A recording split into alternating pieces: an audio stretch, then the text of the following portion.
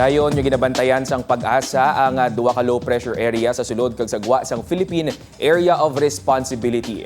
Ang unang nakit-an 875 kilometers east-northeast ang extreme northern Luzon sa sulod ina sang PAR.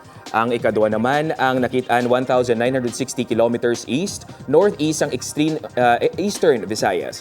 Ang trough kon ang extension sang LPA ngayara sa sulod sang PAR ang nagadala sang ulan sa Batanes kaga Babuyan Island suno sa pag-asa. Nagapabili naman ang manubo nga tsansa sang among LPA nga mangin bagyo. Sa karon hangin habagat ang nagaapekto sa Mindanao samtang lauma naman sa gihapon ang local thunderstorm sa iban pang bahin sang pungsod. Subong aga posible ang ulan sa pila ka bahin sang Western Visayas base sa rainfall forecast ng Metro Weather. Magapadayon ini kag mangin lapnagon karon sa hapon. Posible ang mabaskog nga ulan sa pila ka lugar gani mangin alerto sa pagbaha o kun landslide.